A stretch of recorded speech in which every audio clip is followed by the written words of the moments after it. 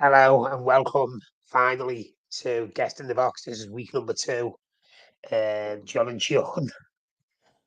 Wow, what a nightmare You that right, John? Can was. you hear me? So, I can hear you, yeah.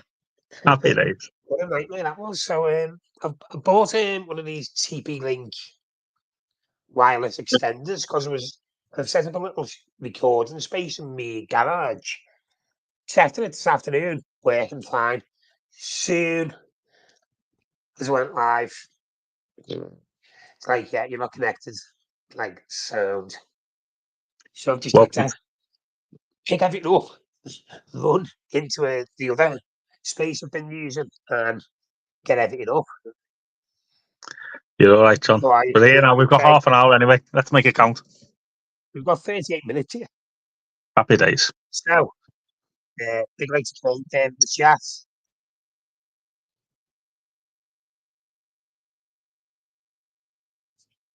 So, I believe you know each other, don't you, Craig? Don't you, Shaun? Who's that? I believe you know each other, don't you? Oh, Craig, Craig. Craig, yeah. Craig TV, mentioned him last week. Right, should we just get on with this? So, Let's go. first place wants to start because last week I felt like we just passed Everton all for a good half of the show. So I thought we'd start somewhere neutral.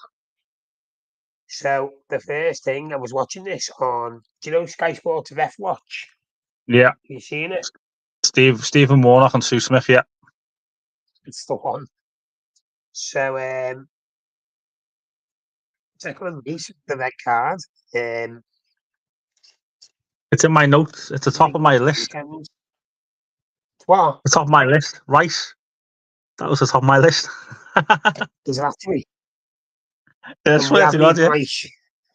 We haven't spoken. We No. haven't even It's literally there, John. You can see it. Top of my list. Rice, Everton, Man City, Liverpool, Sterling. So, just going to pull this up. I did have an overlay, but I don't know where it's gone.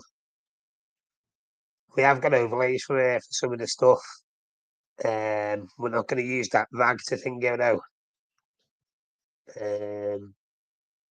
There was one. Let me just. Here we go. So this is what I'm looking for. Let me just get this up so we can see. There we go. So Declan Rice there.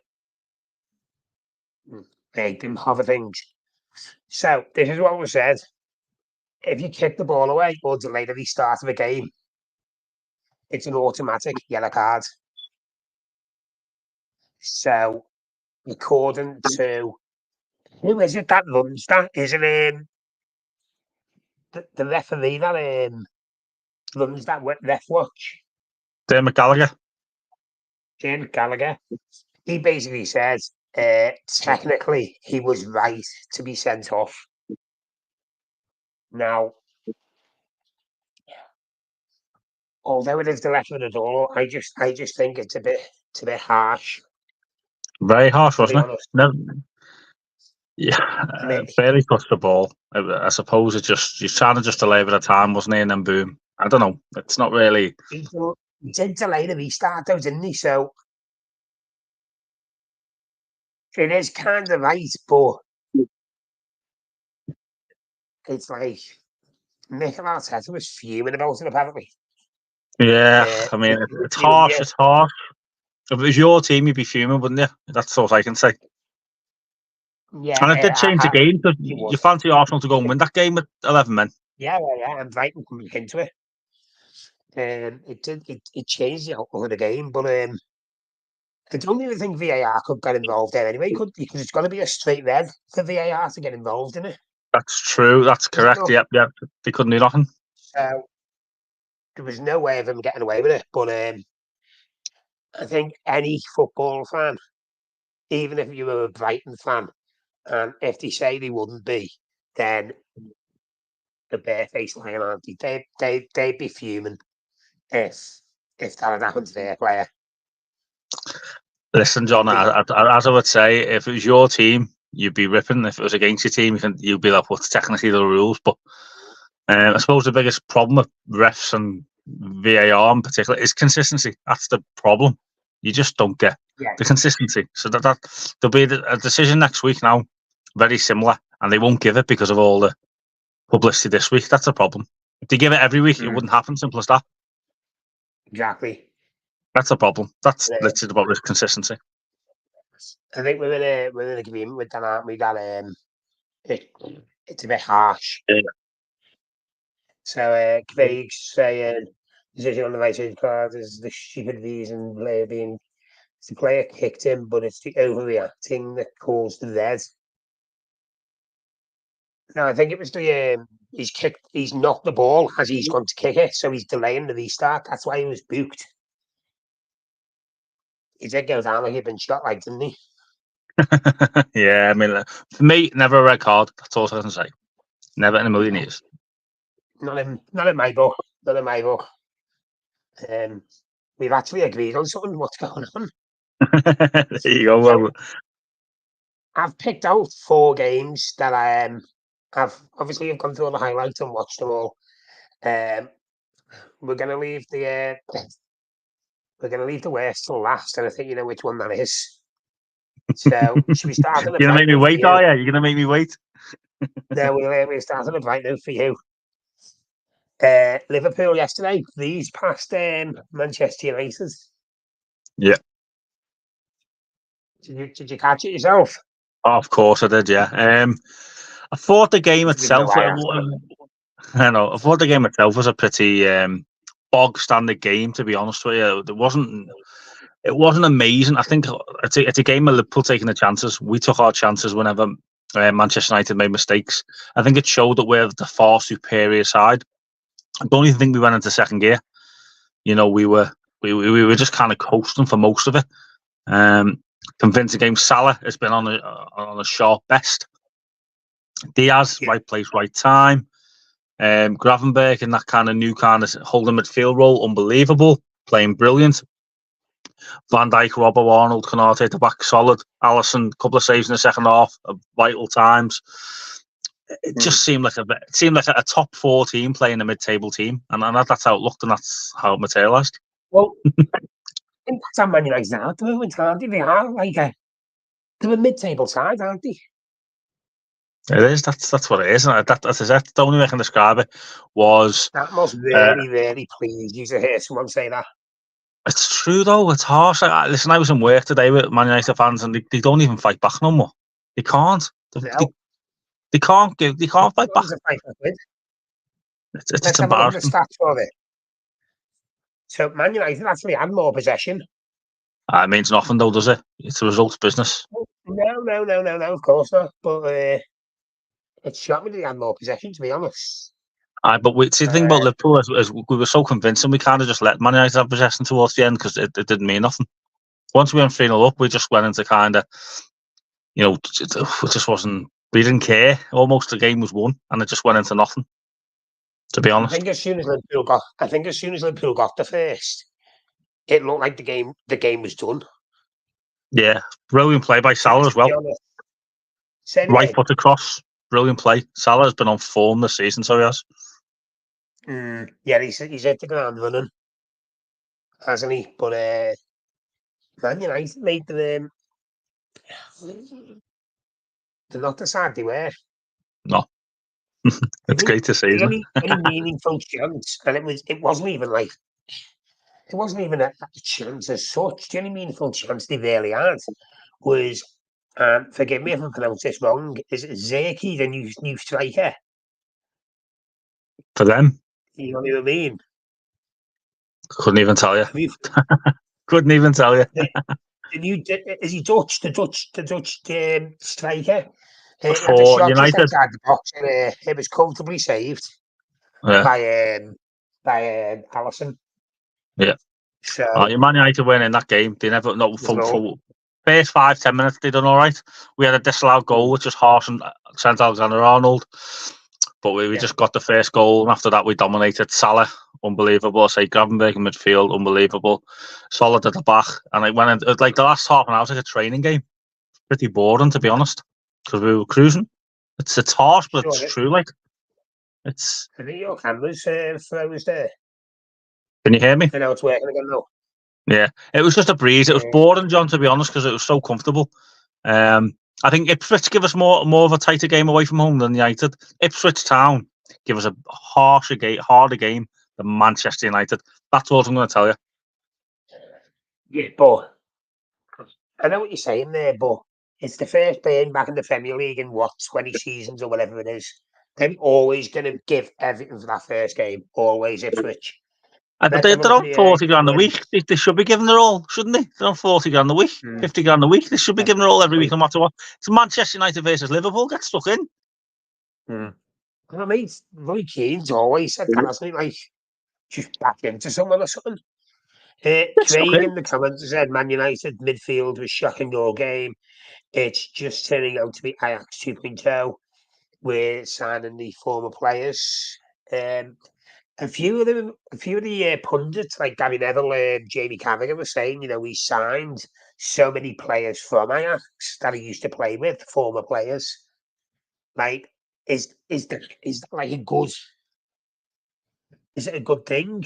Oh, they were playing with them before. Are they good enough for the Premier League? Do you know what I mean? Clearly not. And then they brought Harry Maguire on with 25 minutes ago and he got booed. That's Manchester United fans booing their own player, former captain. Yeah. It's a shambles of a club. It's a shambles of a club. It's a fall from grace. It's fucking great to see. That's all I can tell you. It's great to see. I bet you're all loving it. I am. Like, at the end of the day, the way United fans feel now, or the way Liverpool fans felt 10 years ago, it's the truth. Because we were that team that we were trying to get the top six. We had a good result in us. Liverpool, even when they were crap, still had a result in them because it's Liverpool. And we had always had talented players. And that's United now. They're crap, but they've got a few talented players and they've got a result in them. Like the FA Cup final, perfect example. They were lucky to even be in the final. Coventry City nearly knocked them out after being they were 3-0 up. They shouldn't have been in the final, in my opinion. I know. But Neil in the comments is saying you all need to swear football and just switch over to the NFL. Neil, you're in the wrong place, buddy. You know. I actually went and caught the NFL final for a bit, and I've started getting into it. It starts again this week, actually. But I think that's a story for another show. NFL show, this is a footy show. Salah's been on absolute form, which brings me seamlessly onto the man that is Erling Haaland. 3 games in, scored 7 goals. I'm pretty sure he's got 2 hat-tricks this season already. 2 in a row. He's an absolute machine, isn't he? Yeah, he's like, the only way I can describe Haaland is it's like an under 60, it's like an under 16 match, and he's also I'll say that maybe an under 13 match, and he's 16. He's better than everyone else. He's bigger than everyone else. He's stronger than everyone else. He's faster than everyone else, and he just doesn't mess about with it in front of goal, does he? He's the like best way I can describe Haaland, after they were 3-1 up and he'd scored his hat-trick, and then in like the 86th or 87th minute, he was through on goal, and he had a shot from a tight angle, and it went through the keeper's legs, Fabianski's legs, and it nearly went in, but it got saved. He had no right to even have a shot, and he was so disappointed that it never went in. It just goes to show what a goal scorer he is. He'd already scored a hat-trick 2nd week in a row. He's a goal machine, and do you know what? He could be the difference in City winning a trophy this season or not. It's that simple. Well, that's it. He's basically there. He's dead. Obviously, he's their best goal scorer, best one of. Do you think he's the best player? I have to find that, John. At the end of the day, mate, he's at the end of the day, he's not. I don't think he's the best. I don't think he's got the most talent out of all the players in the City squad. But he's a goal scorer, isn't he? Yeah, he's he knows where the goal is. He knows where the goal is. It's unbelievable. Changed that to the real one, and obviously we've got Man City. Probably top of the league, Man City, aren't they? By a single goal. Liverpool second. By a single goal. Next game I've picked out. I know you've got a list there, so I'll just be quick. So he's Newcastle United, Tottenham. I called this game yesterday afternoon. It's actually a half decent game. So Newcastle United 2-1 against Tottenham Hotspur. Yeah, and do you know what? It was like goal by Isaac. Great work goal, great team goal, wasn't it? Isaac with the easy finish. It was really good. It was that pass. Sorry, Craig just said, will the play once charges are to be through? Is this talking about Manchester City? Well, the contract, I'm guessing they will. I'm guessing they will play. Craig saying, "Will do you think the Manchester City players will stay at City when these charges come to fruition?" Craig, sorry, the contract and said they can't really not they can't refuse to play. They'd be in breach of contract, but it depends what type of clauses are in the contract and stuff. You keep popping in and popping out, Shaun, you're right there. I'm grand, yeah. No, Isaac a quality player, isn't he? I think he'd get into most Premier League teams, and he's a great player. I think the pass from Joe Linton just completely made the goal. Yeah, To absolutely. be honest, it was He's a quality player, isn't he? His career's changed at Newcastle. He had a few kind of tough periods, and he's come in last couple of years and he's performed. I think come through Newcastle, that period that he had. yeah, Because we're Newcastle are a playing team him. that with no Europe, they're Sorry, go on. dangerous this season. Newcastle are dangerous this season because they've got the players, they've got the managers, they've got the squad, they've got the money, and they've got the fans. I'm gonna predict Newcastle in the top 6 this year. Oh, okay. I'll probably go along with that, to be honest. But Yeah, what I was going to say is, if Kevin De Bruyne had played that pass that Joe Linton made yesterday, the press would have been fucking raving about it. It would have been everywhere, wouldn't it? But because, do you understand what I mean? When sometimes the bigger teams seem to get more coverage in the press. If you know yourself, if De Bruyne would have made that pass Joe Linton made yesterday, mate, Gary Neville would have been having a pocket shuffle yeah, in the country. you're right. And you know what? It's just always like that. It's like the Euros and Ronaldo. It wasn't Portugal versus such and such. It was Ronaldo versus such and such, and it was That's just it. embarrassing. And it's the same with like when you get to the big play. Okay, De Bruyne's quality, but um, he is quality, but is he? Is he the likes of James Ward-Prowse, for argument's sake? I think he's got every good bit of talent as De Bruyne. Only, but he's at Nottingham Forest or West Ham or Southampton. Put De Yeah. Bruyne at Nottingham Forest, West Ham or Southampton. Would De Bruyne be as effective? Do you know Probably what I not. mean? He wouldn't have that. He wouldn't have the likes of Rodri around him for protecting him so he can move forward and stuff, would he? Let's just That's take it. a look at So these are the stats from the Tottenham and Newcastle game. Um, I felt like the stats like echo this. I did feel like Tottenham were on top of that for most of that game. And I think in some respects, I think Newcastle have done a little smash and grab there.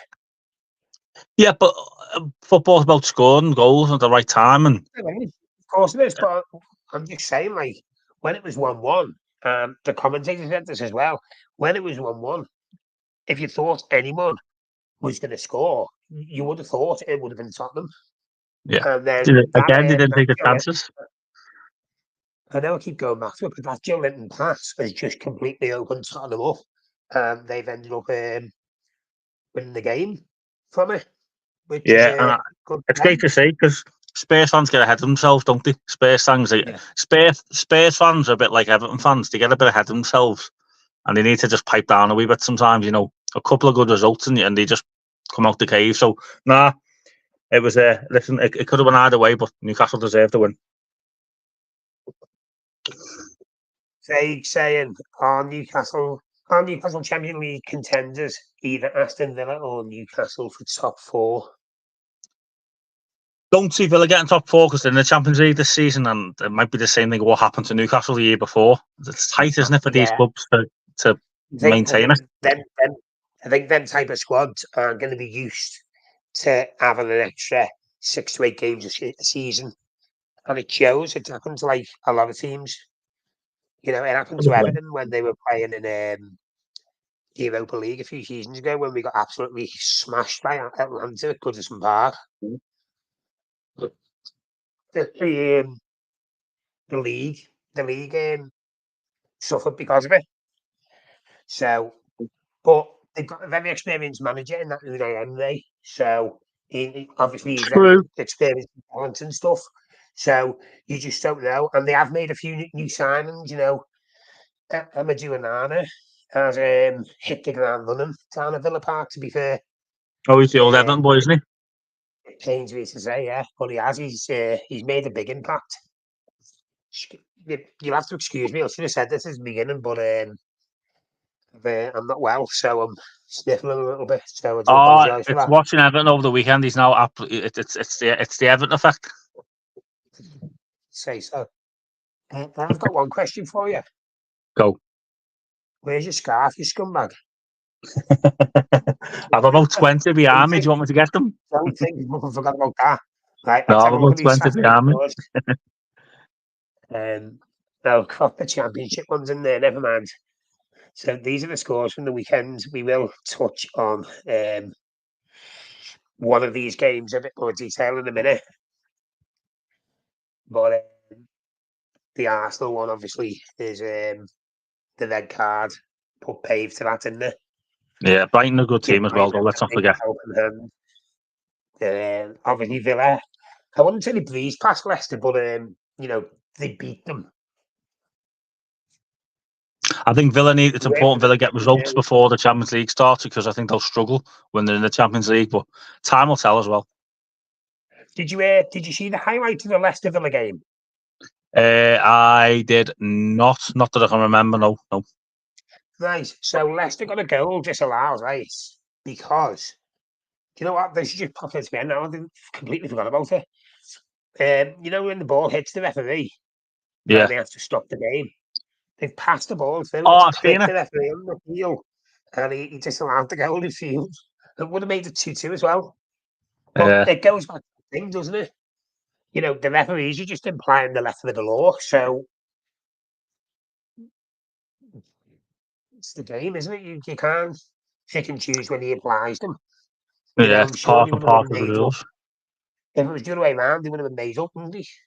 Yeah, that's it. So yeah, part and parcel of the game. The letter of the law. Yeah. And then yesterday's results, Chelsea and Palace 1-1. Did you see that Eze goal? I did. Great goal, wasn't it? Yeah, it was a decent goal. We just touched on Newcastle there. And the Manchester United dismantling. I'll say it was a dismantling, but it was a convincing, easy victory from us. Goal with Casemiro, weren't he? What? He's finished. Casemiro's finished. He's okay. He should go to Saudi Arabia and do everyone a favour. Well, that Etihad, see they put a bid in for that Alexander Trossard. Did they? From 29.5 million. I've put it on the the football news in 60 seconds to do. I'll be out in the morning. Cheeky plug there. Let me just see if I can find it. Yeah. Can the players still sign for the Saudi Arabian teams? Can they? Yeah, I think the transfer window ends today. Yeah, let me just get this update quick, and then we'll move on to what I'm calling the main events. So, can you see that Mail Online? Yeah. Okay. So yeah, Arsenal reject shock 29 million bid from Al Etihad. Sorry, Al Etihad. I can't read some of these team names sometimes. Yeah, £29.5 million. That was just today as well. So Arsenal turned it down, but it's literally just come out of nowhere. I I can't see think him going. He's a good player. I think sometimes you go, oh, that'll be a good idea. Let's just do that. Yeah. Do you think? Just pick one No. out and go, he looks sound in, let's get him in.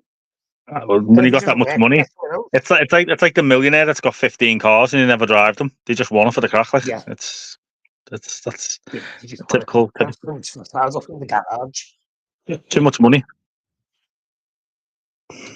Right, so we've got 13 minutes left. I've been waiting for this moment, John Taylor. I've been waiting for this moment, kid.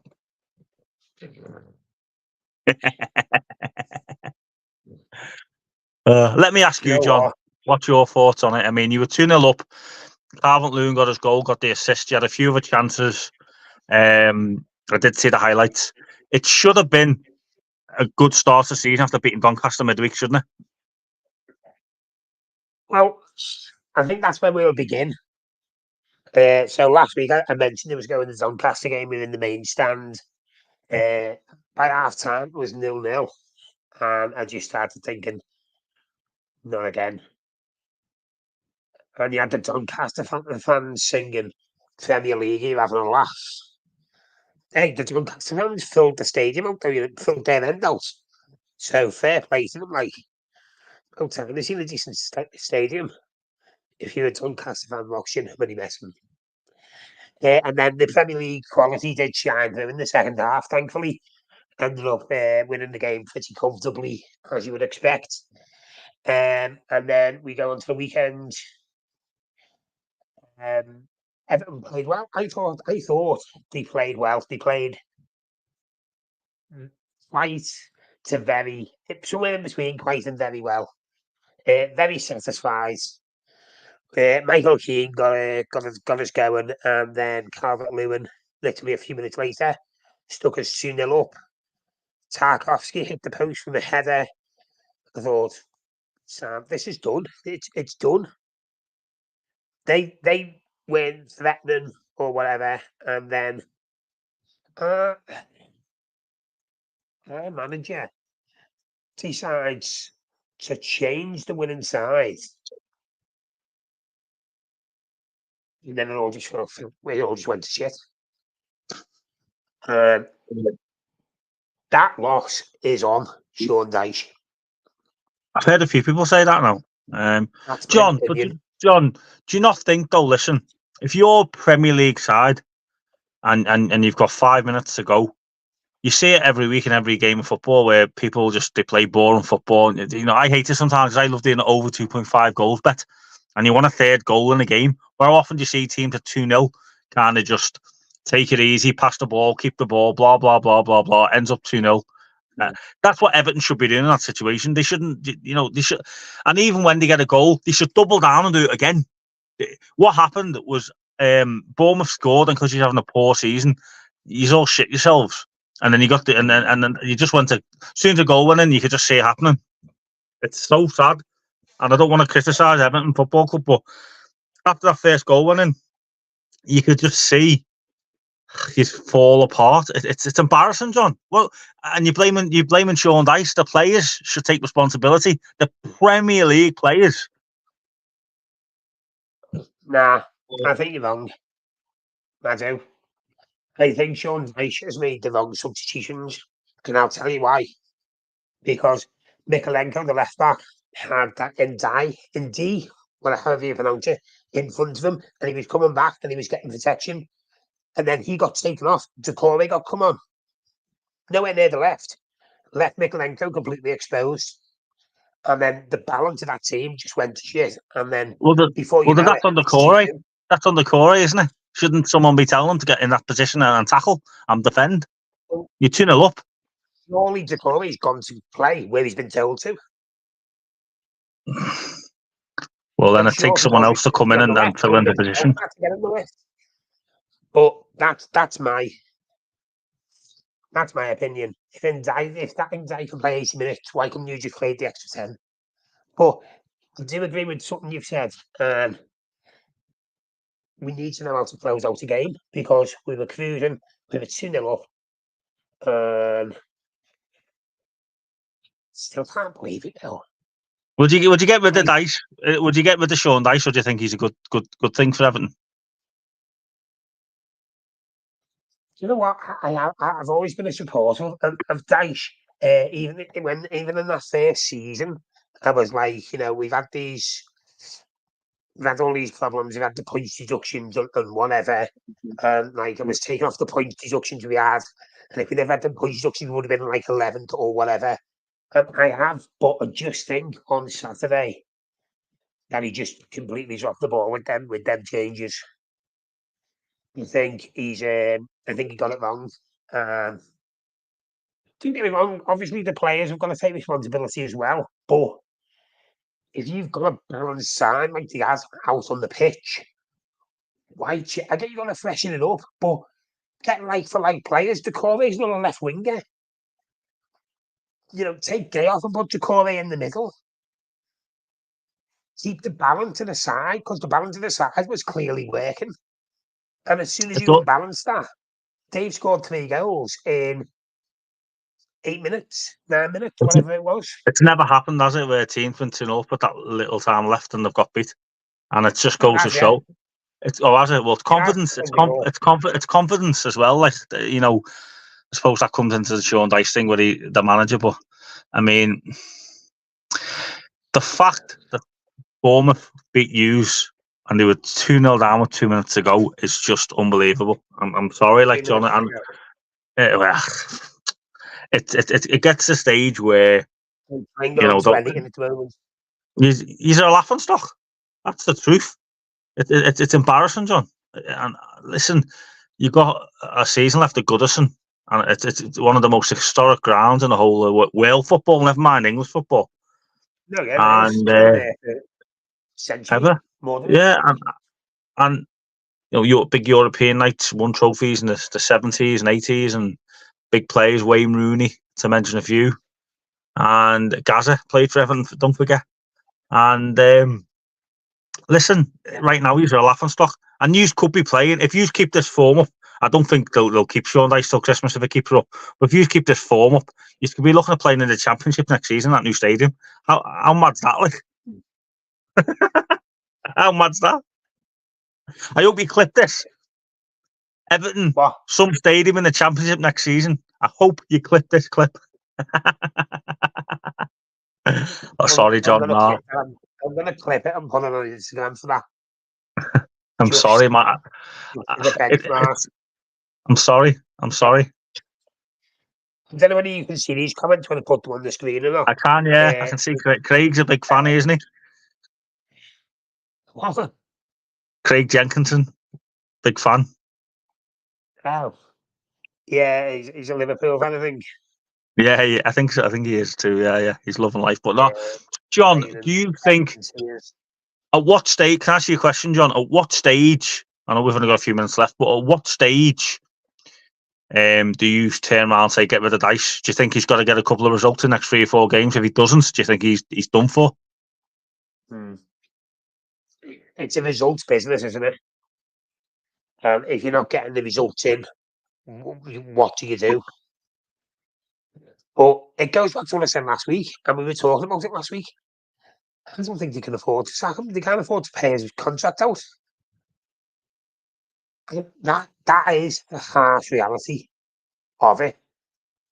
But I've seen something as well saying, one of the players, I think it was Tarkowski, don't quote me on that because I'm not 100% sure, but he said, all the players need to take a long, hard look in the mirror.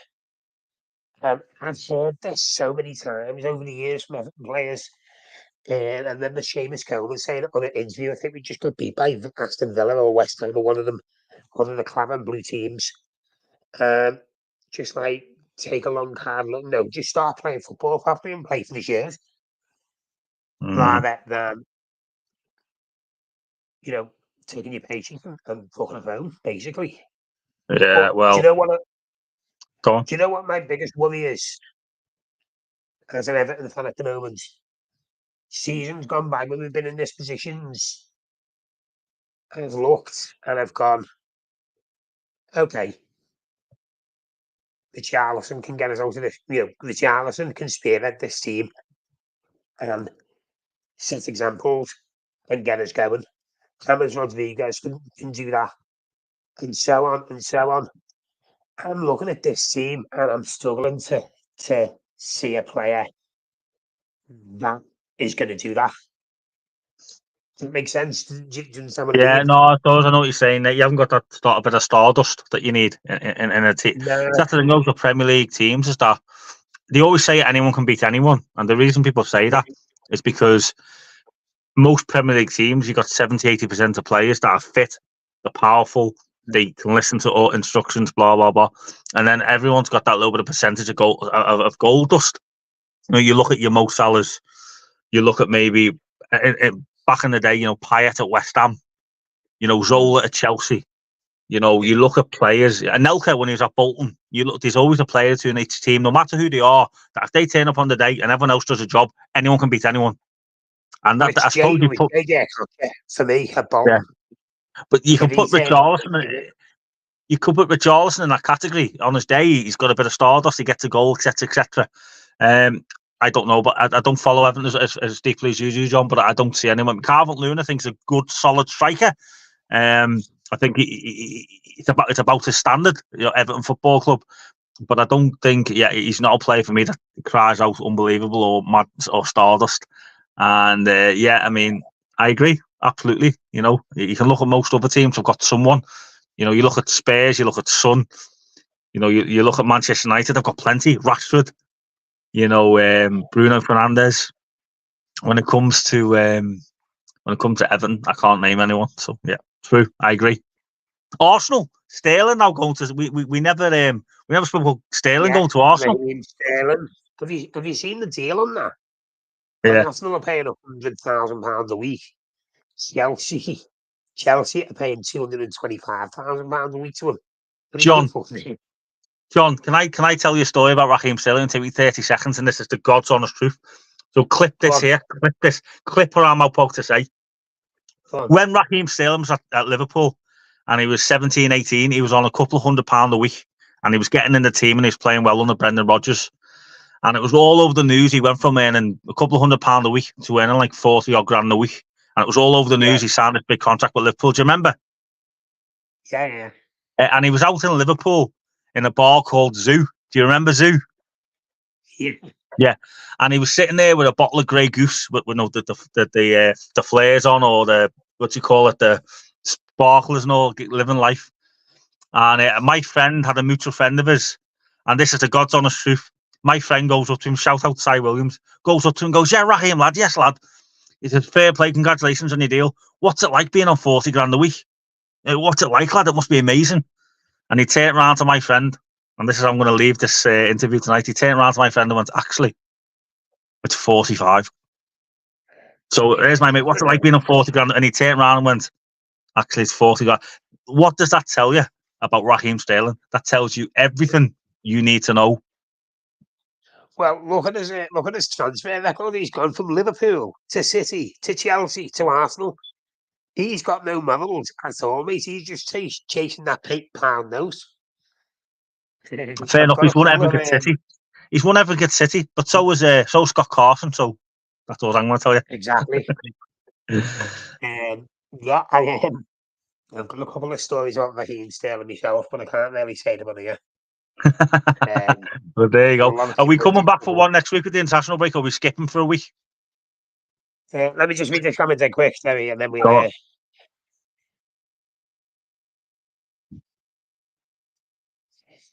Actually, Craig, if you didn't catch my latest update, which you've just put out today, I think you put out at 4:00. I actually spoke to a guy called Darren from Everton Football Club, and it's still in the pipeline. They're just working out the logistics because they are getting like other people in as well as like us. So they're getting like former players in and stuff like that. So I think we're just getting like pushed down the line, so to speak, which is fine. Fine by me, because I'd rather do it when the stadium is finished and then get one of the first stadium tours personally. I know we're just about out of time here, Shaun. So we'll have to leave it there. See you in a couple of weeks then, and international the break. international break. Yeah, you too, mate, Craig. Yeah, international break already after 3 games. I know, Happens every stupid, year, isn't doesn't it? it? Yeah. We're hoping to have a guest on in 2 weeks, aren't we? We'll get something sorted. Give me a text. Yeah, we'll have a guest on to start the restart of the season. Good man, So John. for myself and Shaun, All the take best. care and Bye-bye. enjoy everything. Enjoy having no Premier League football this week, because I will. Take care. See you later, Craig. Have a good one. We'll see you soon. See you in 2 weeks for our next one. We'll have stadium updates on the way throughout the week. I'm looking to get down to Manchester at some point to do the Manchester City one. Shaun's actually gone. So, have a great week. Take care.